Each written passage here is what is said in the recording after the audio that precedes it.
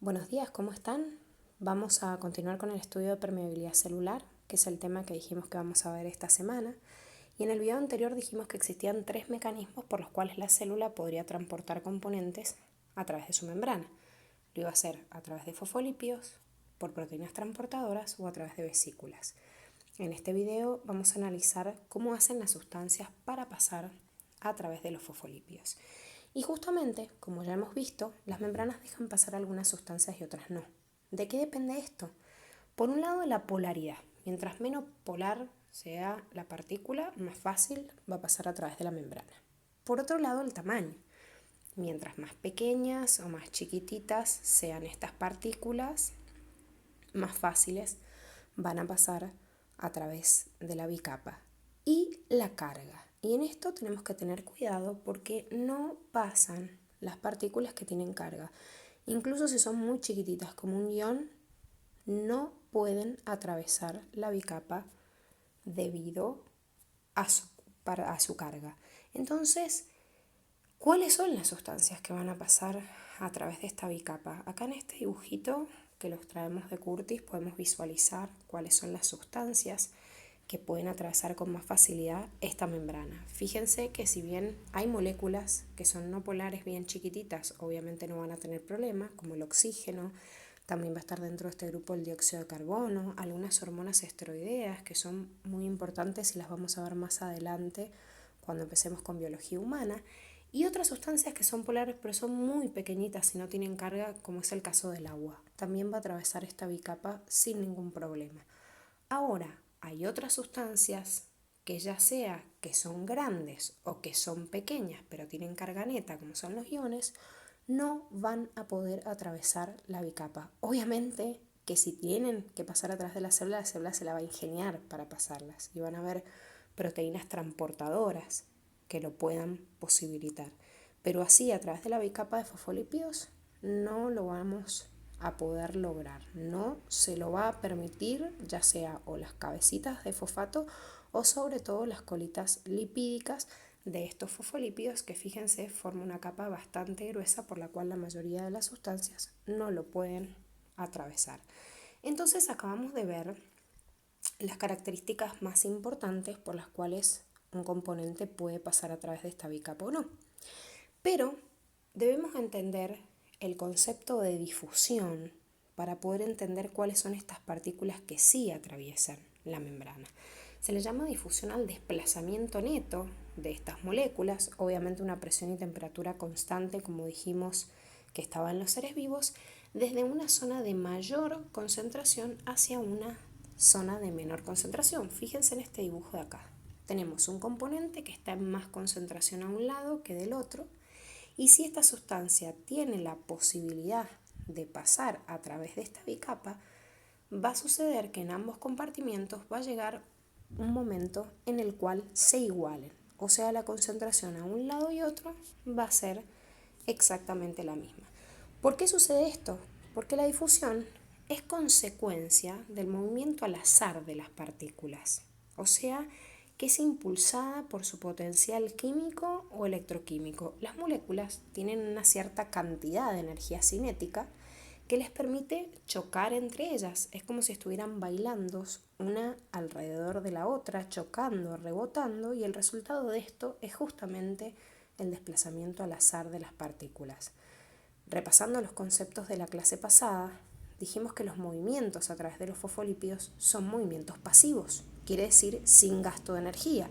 Y en realidad no es que no utilicen ninguna energía, utilizan esta energía, la energía del baile que hacen todas estas partículas y el choque de su energía cinética. Y lo hacen siempre desde donde hay más concentración hacia donde hay menos concentración. Entonces, vamos a introducir este concepto también porque es muy importante y tenemos que entender cómo calcular esa concentración para ver si yo digo, a ver, una célula igual a su concentración en el pasaje de sustancias. Bueno, perfecto, entonces, ¿qué significa este término concentración? La concentración es el número de partículas de un soluto en una cantidad, puede ser de solvente o de solución. Esto, chicos, es un concepto que van a desarrollar muy bien en la unidad 4 de química, ¿sí? Pero necesitamos entender algunos de estos fenómenos para ver en esta unidad y por eso les estoy desarrollando este concepto ahora, ¿sí?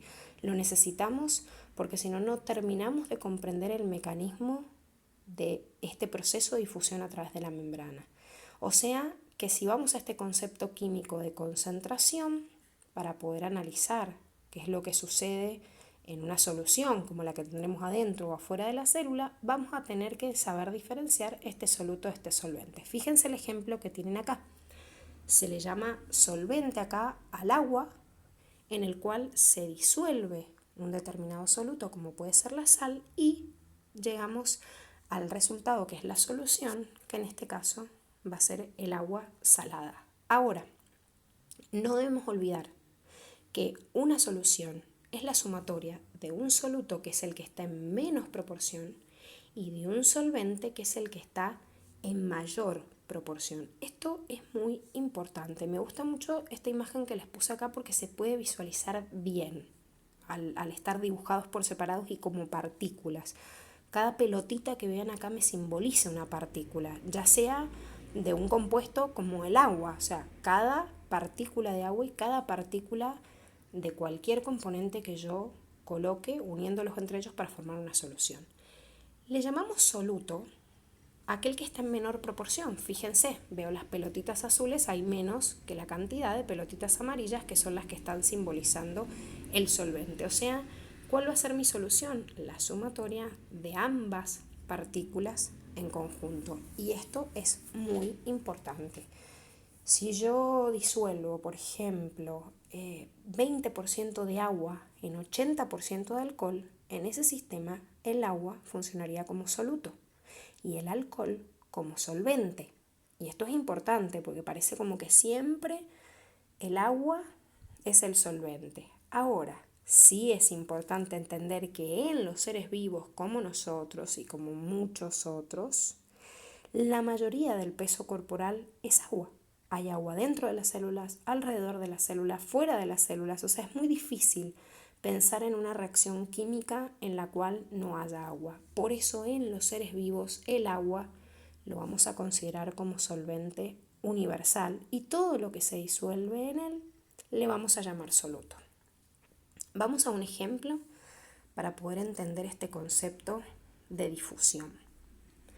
Vamos a suponer que A y B son dos compartimientos, ¿sí? Que están separados, como estamos viendo acá, por una membrana, que en este caso vamos a suponer que es una membrana permeable. ¿Qué quiere decir eso? Que deja pasar soluto y solvente. Si yo veo A y B, el total de la solución son iguales. Ambas pesan 100 gramos. Ambas tienen la misma cantidad de materia. Sin embargo, pueden visualizar, fíjense en A, si ven estas partículas que vemos en rosadito, que existe una cantidad de soluto que no es la misma que en B. En este ejemplo que estamos poniendo acá, hay 6 gramos de soluto en A y 2 gramos de soluto en B. Si la solución tiene 100 gramos en ambos lados, quiere decir que la sumatoria del soluto y del solvente me tiene que dar 100. Fíjense entonces que si el solvente ocupa 94 gramos, más esos 6 gramos de soluto me van a dar los 100 de solución en A. Y en el caso de B, si yo tengo 98 gramos de solvente, si lo sumo a los 2 gramos del soluto, me va a dar 100. ¿Eso qué quiere decir? Que la partícula de soluto va a tender a viajar desde donde hay más a donde hay menos, que en este caso sería de A hacia B, pero vamos a pintar en celeste el agua, va a viajar en sentido inverso, desde B hacia A, también para alcanzar el equilibrio. Fíjense qué es lo que sucede en el equilibrio. Tenemos esta misma membrana entre medio, como vimos recién, entre A y B, pero ahora ambas, si bien la solución sigue pesando 100, ambas llegaron al equilibrio. ¿Qué quiere decir eso? Que todas las partículas del soluto viajaron de A hacia B y de solvente viajaron de B hacia A en forma tal que alcanzaron una concentración de equilibrio que en este caso serían 4 gramos de soluto por cada 100 gramos de solución.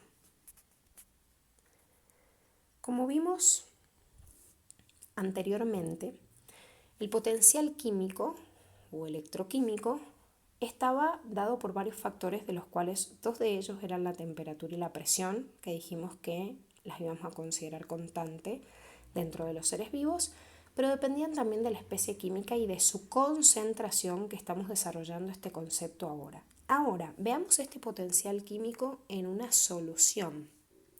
En una solución tengo 2 potenciales químicos importantes. Uno de ellos es el potencial hídrico. ¿A qué le llamamos potencial hídrico? Al potencial químico, pero del solvente, que dijimos que en la mayoría de los sistemas vivos era el agua. Y por otro lado tenemos el potencial osmótico, que va a ser el potencial químico, pero del soluto.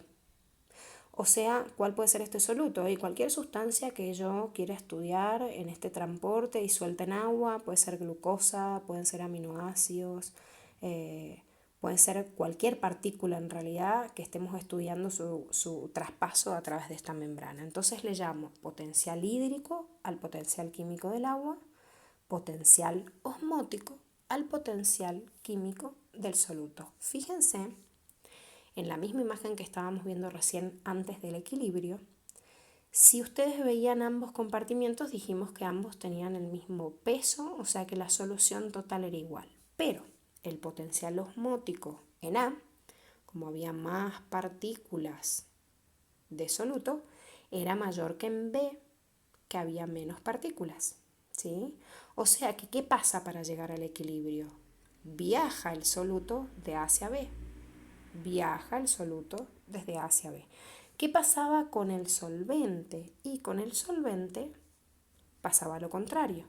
El potencial hídrico es mayor en B. Entonces el solvente viaja de B hacia A. ¿Por qué? Porque el potencial hídrico de A es menor que el de B. El solvente viaja entonces de B hacia A. Siempre sucede esto, cuando hay viaje de soluto y solvente siempre son inversamente proporcionales. Si el soluto viaja de A hacia B, el solvente de B hacia A, y si hubiese sido al revés, también sucede de la misma manera. ¿Hasta qué punto? Hasta igualar el equilibrio, tanto el potencial osmótico como el potencial hídrico terminan en el equilibrio igualados a ambos lados de esta membrana. Pero ahora veamos algo, que es lo que sucede en el caso de las membranas biológicas, que eran membranas semipermeables, como esta imagen que habíamos visto recién. Podíamos ver cuáles eran las sustancias que pasaban a través de esta membrana. Dijimos que algunas pasaban y otras no. Es muy importante entender que aunque el agua sea una sustancia polar, por su tamaño y por no tener carga, viaja libremente a través de la membrana, al igual que otras partículas, como el oxígeno, el dióxido de carbono. Esto lo vamos a usar mucho en los conceptos, por ejemplo, de respiración celular, de fotosíntesis, y estas partículas viajan libremente a través de la membrana. Ahora, la mayoría de las otras partículas dijimos que no podían atravesar la membrana, ¿sí? Entonces iban a utilizar otro mecanismo. Como las células tienen muchos iones, muchas de estas partículas, lo que sí tenemos siempre expuesto en la membrana es una gran cantidad de agua. Y el agua sí viaja a través de las membranas, como dijimos recién. Entonces, en este caso de las membranas biológicas, la membrana que nos encontramos en el medio es una membrana semipermeable y no una membrana permeable. ¿Qué pasa entonces? Este fenómeno de difusión lo vamos a llamar ósmosis. Y ósmosis va a ser el movimiento del solvente, pero a través de esta membrana semipermeable, como lo es la membrana biológica. Vamos al mismo ejemplo que estábamos viendo recién, que es lo que sucedía antes del equilibrio. Pero ahora en esta oportunidad vamos a hacer de cuenta que A y B son 2 células. Y esta membrana que tenemos acá es una membrana semipermeable, como la membrana biológica. Fíjense que a ambos lados de estos compartimientos tengo la misma solución, o sea, el mismo peso y la misma diferencia de concentración que dijimos recién, ¿sí? 6 gramos de soluto en A, 2 gramos de soluto en B, en cambio el solvente es menor en A que en B. Bien, ahora ¿qué pasa si esta membrana es semipermeable y no permeable como la demás, como la que vimos recién? El problema acá es que este soluto, cuando quiera pasar hacia B, no lo va a poder hacer. O sea, no va a haber viaje de un lado, o sea, de soluto de un lado hacia el otro. Solo el solvente va a poder viajar desde B hacia A. En el fenómeno de ósmosis, solo el solvente se mueve, pero el soluto no puede atravesar al otro lado de la membrana. Fíjense entonces qué es lo que va a suceder en el equilibrio. En el equilibrio vamos a tener una cantidad de agua que estaba a este lado en B, que viajó hacia el otro lado. ¿Para qué? Para poder alcanzar el equilibrio. Habíamos dicho que en el equilibrio la concentración era de 4 gramos por cada 100 gramos de solución.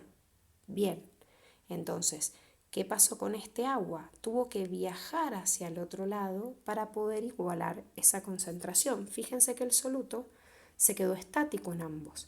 Entonces, estos 50 gramos de agua que pasaron de B hacia A hicieron que la solución en B quedara solo en este valor, aumentara la solución del lado de A solo por movimiento de solvente. No se mueve entonces en el fenómeno de ósmosis el soluto y solo se mueve el solvente. Pero esta pregunta es importante. ¿Por qué la concentración de ambos sigue siendo 4 gramos por cada 100 gramos de solución? Y esto es como un cálculo matemático y lo podemos comprobar en realidad de esta manera, ¿sí? Fíjense analizando qué es lo que pasa primero en A. Vamos a tener que aplicar nada más una reglita de 3 para entenderlo. Si en A, en el equilibrio, quedaron 150 gramos de solución y tenía 6 gramos, yo quiero saber si tomara una parte de este recipiente, una porción que solo tuviera 100 gramos, ¿cuántos gramos de soluto habría? Si hacemos la regla de 3 vamos a entender que cada 100 gramos de esta solución yo tengo 4 gramos de soluto, o sea que sigue siendo la misma concentración anterior. Fíjense que en B pasa lo mismo.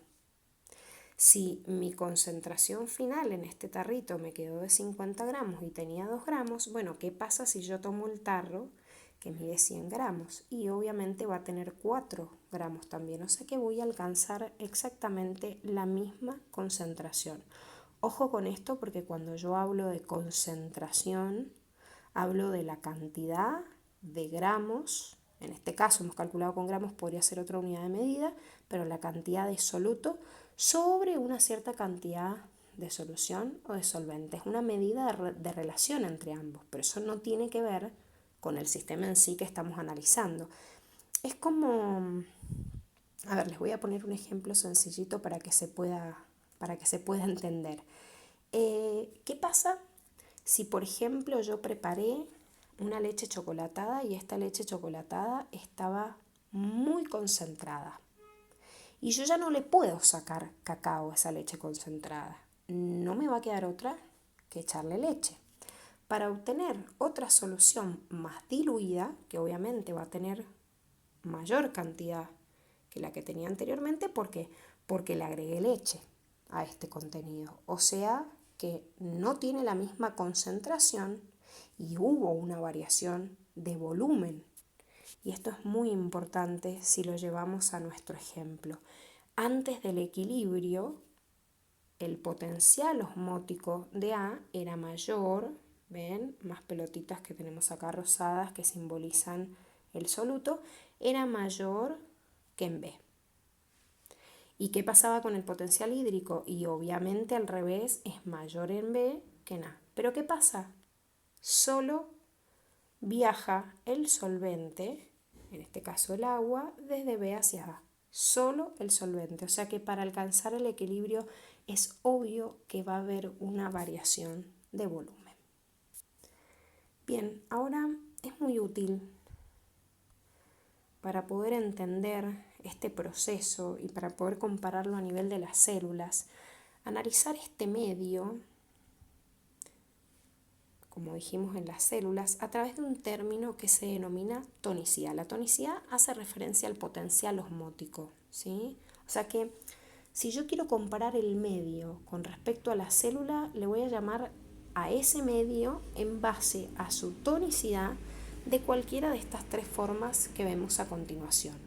Si el medio que yo tengo que rodear a las células de acuerdo a su potencial osmótico no modifica el volumen de la célula, si yo lo pongo inmerso en ella, le voy a llamar a ese medio isotónico.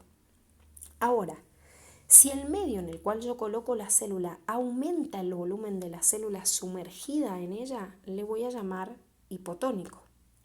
Y si ese medio en el cual yo sumerjo la célula le hace disminuir su volumen, le voy a llamar hipertónica. Esto lo vamos a ver mejor con un ejemplo, así lo pueden visualizar.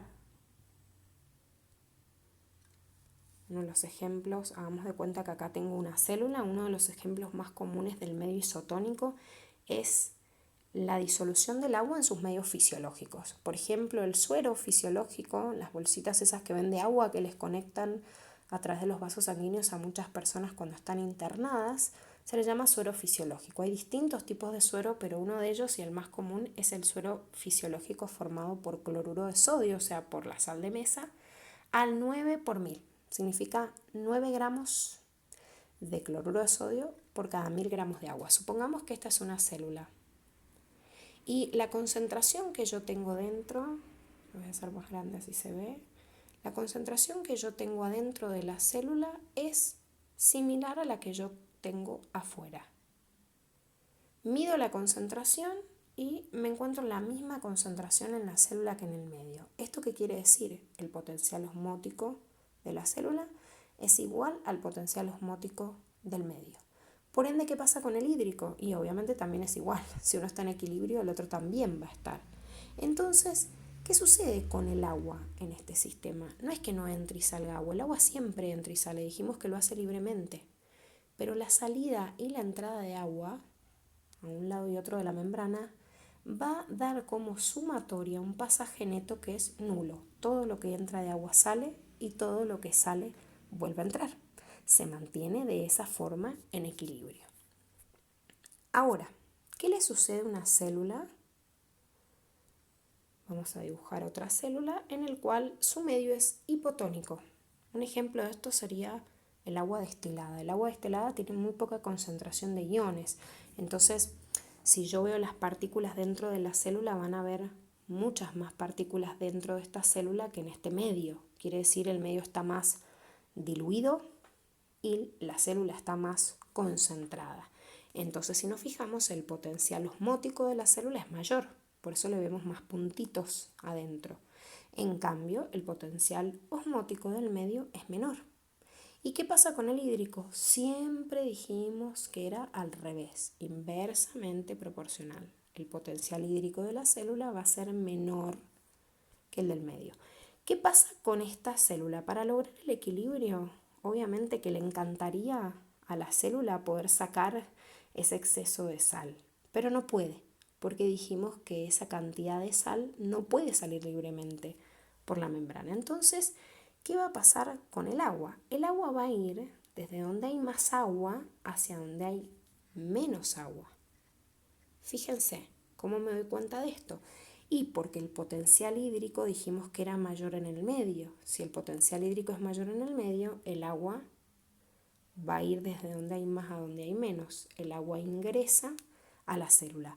¿Hasta qué momento ingresa? Y hasta todo lo que puede. O sea que la hace aumentar de volumen. Tendría una célula mucho más grande que la que inicialmente no estaba sumergida en ese medio.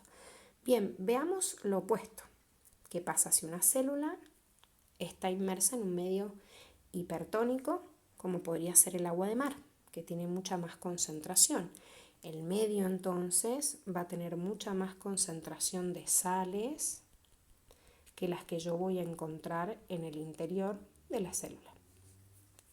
Fíjense, potencial osmótico de la célula menor, por eso le veo más puntitos, menos puntitos, perdón, que lo representan, y más cantidad de sal en el medio, por eso veo más sales en el medio. ¿Cómo es el potencial hídrico? Otra vez, inversamente proporcional. Mayor en la célula, menor en el medio. Entonces, ¿qué pasaba si yo tenía más agua en la célula que en el medio? Y el agua va desde donde hay más hacia donde hay menos. Nuevamente va a haber un pasaje desde donde hay más a donde hay menos agua, y el agua en este caso sale.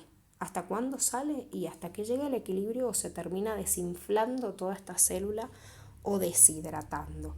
Fíjense, acá les he puesto unas imágenes de dos tipos de células importantes, como son en este caso un glóbulo rojo, una célula muy importante circulatoria en muchos animales, y acá hemos puesto una célula de un vegetal, ¿sí? De una planta, o sea, una célula vegetal para compararla. Fíjense, en el primer dibujito que tenemos tanto a la derecha como a la izquierda, teníamos, como dijimos recién dentro de los ejemplos, un medio hipertónico. ¿Qué quiere decir un medio hipertónico? Que tenía más concentración, pero más concentración de soluto que la célula. Si el medio tiene más concentración de soluto, entonces la célula tiene más concentración de agua. ¿Qué pasa con el agua? Sale, ¿sí? Sale del glóbulo rojo, sale de la célula vegetal. ¿Hasta cuándo? Probablemente la célula como esta, como el glóbulo rojo, se va a terminar deshinchando y muriéndose. Cuando se llega a ese estado de deshidratación total se le llama plasmólisis, ¿sí? Las células generalmente se plasmolizan cuando se deshidratan. ¿Qué me pasa en un medio isotónico? Y en el medio isotónico dijimos que era un medio contento con las células. Es lo que pasa en los medios fisiológicos. El agua entra, el agua sale, entra, vemos acá, sale. Siempre se mantiene en equilibrio, entonces la célula no pierde ni gana volumen. Y en el último caso, cuando yo tengo un medio, como dijimos, hipotónico, el medio va a tener más cantidad de agua en relación que la célula. Entonces, ¿qué hace el agua? Y está entrando. ¿Por qué? Porque hay más agua fuera que adentro. Y la hinchan a esta célula. Las células vegetales generalmente están en un medio de esta manera, en el cual ese medio hipotónico en el cual están las vuelve turgente todo el tiempo, y lo que estamos viendo acá dentro de la célula vegetal es una gran vacúola, que esa gran vacúola almacena agua hasta llegar a este estado de turgencia. Generalmente el glóbulo rojo no alcanza a inflarse tanto, si se fijan acá se los está mostrando, se están como explotando, o sea que el glóbulo rojo o la célula animal que no tiene pared, ya sea que se le mete mucha agua o se sale mucha agua, se termina muriendo igual. En una se plasmoliza deshidratándose y en la otra en realidad no alcanza el estado de turgencia, sino que explota antes. Pero en células como la vegetal sí se puede alcanzar este estado de turgencia. Entonces, repasando, ¿qué pasa en el fenómeno de ósmosis? Siempre lo que viaja es el agua. No viaja el soluto, sino solo el agua. Y esto es muy importante que se lo graben. Es como el 98% de probabilidades de equivocarse en una pregunta de esto es por no entender el proceso de ósmosis. Les recomiendo que siempre se hagan este pequeño dibujito que hicimos acá, quién tiene más soluto, quién tiene más solvente, y se aprendan estas tres reglas. Hagan el dibujo y implementen cualquiera de estas tres reglas para ver de dónde está pasando el agua y después contesten un múltiple opción. Siempre, como dijimos recién, el agua viaja del medio hipotónico al hipertónico. ¿Por qué del hipo al hiper? Porque hipotónico dijimos que tenía que ver con la tonicidad, o sea, el potencial osmótico. ¿Por qué viaja desde donde hay menos potencial osmótico hacia donde hay más? Porque en realidad están viajando desde donde hay más agua hacia donde hay menos agua, más allá del potencial osmótico. O sea que le llamo hipertónico o hipotónico en base al potencial osmótico. Pero el agua viaja en base al potencial hídrico. Entonces, desde el medio que tiene mayor potencial hídrico, más agua, al menor potencial hídrico. O, lo que es lo mismo, nombrándolo desde el potencial osmótico, el agua viaja desde el medio de menor potencial osmótico hacia el mayor potencial osmótico. Chicos, espero que haya quedado claro. Recuerden preguntarles por favor sus dudas a los profes. No tenemos problema que consulten todas las veces que quieran, que no se queden con dudas, ¿sí? Que no se queden con incógnitas, que puedan resolver todas sus preguntas, porque la realidad es que este tema por ahí se complica en los múltiple opción. Van a tener varios modelos en el TP evaluatorio, también en los modelos de examen para poder practicar y que lleguen bien preparados a la instancia final. Así que bueno, a consultar todas sus dudas y a estudiar mucho, y nos estaremos viendo, espero, cuando termine toda esta locura. Las próximas clases vamos a subir unos PowerPoint en el cual se van a poder ver los siguientes mecanismos de transporte en permeabilidad, que faltan las proteínas, el mecanismo de transporte por proteínas y a través de vesículas, y con eso terminamos permeabilidad. Bueno chicos, nos vemos. Chau chau.